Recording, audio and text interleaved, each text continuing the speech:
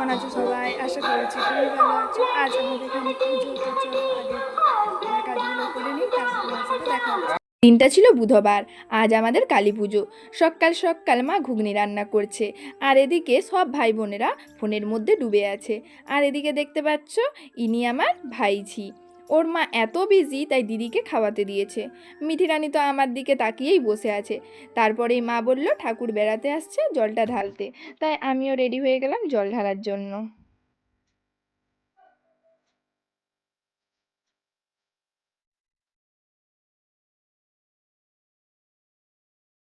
বিকেলে ঘুম থেকে উঠে দেখি লুচি করছে মামাসিরা মিলে। এদিকে বান্ধবীরা চলে এসেছে, তাই ভাইকে নিয়ে বেরিয়ে পড়লাম তাদের আনতে। বান্ধবীর বোন তো ক্যামেরা দেখতেই মুখ ঘুরিয়ে নিয়েছে। আসতে না আসতেই আপ্যায়ন শুরু করলাম, আর বান্ধবী তো লজ্জায় মুখ তুলতে পারছে না। খাওয়াটা কমপ্লিট করেই বেরিয়ে পড়লাম মন্দির যাওয়ার জন্য। আর ওই যে দেখতে পাচ্ছ, উনি হচ্ছেন আমার দিদির বান্ধবী। ক্যামেরায় আসবে না বলে কি করছে শুধু দেখো, পারলে দেয়ালে সেটে যেত। Oh my God! Wow!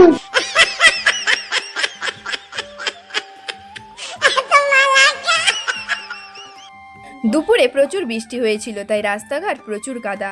জল কাদা পেরিয়ে অনেক কষ্টের পর হাজির হলাম মন্দিরের সামনে। ওখানে বাজনার আসর বসেছিল, তাই মন্দিরের সামনেটা খুব ভিড় ছিল। এদিকে দুজন সদস্যকে খুঁজে পাচ্ছিলাম না, তাই ওনাদেরকেই খুঁজছিলাম। চলো এবার মন্দিরের ভিতরে যাওয়া যাক।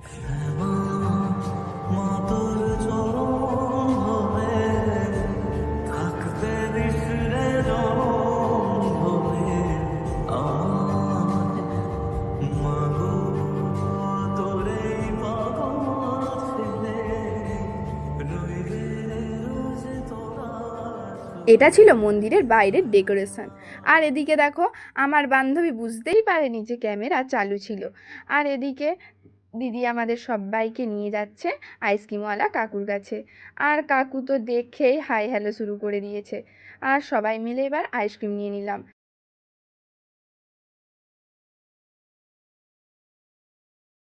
এদিকে ক্যামেরা দেখেই তো বান্ধবী রেগে অস্থির, পারলে বাড়ি চলে যেত, কিন্তু বাড়িটা তো আর সামনে নয়, অনেকটাই রাত হয়ে গিয়েছিল। দিদির বান্ধবী বাড়ি ফিরবে, তাই বাড়ির দিকে রওনা হলাম।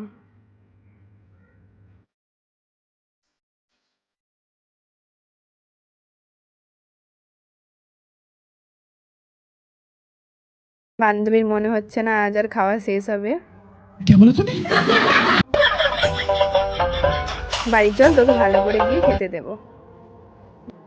আর এই যে বান্ধবীর বোন আমাকে কতটা হেল্প করছে ভিডিও করার জন্য। তো চলো বাড়ি যাওয়া যাক।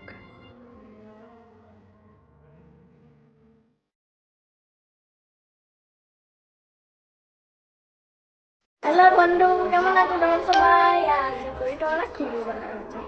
তো আজ আমি চলে এসেছি আবার আজকে আমাদের কিন্তু বাড়িটা পুজো।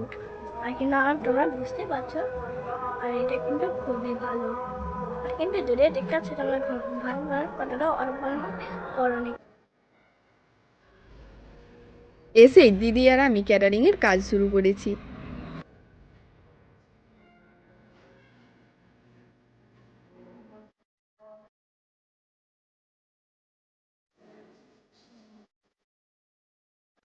পোলাও দিতে গিয়ে আবার কেন চলে এলো দিদি তা বুঝে উঠতে পারছি না।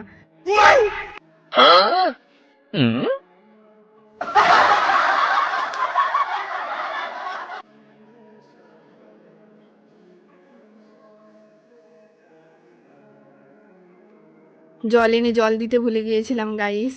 कौन है ये लोग? कहां से आते हैं? চলো তোমাদের এবার মেনুটা বলে দিই। মেনুতে ছিল পোলাও, চানা পনির, সাদা ভাত, আলু পোস্ত, মটন, মিষ্টি, পাঁপড়, দই, চাটনি।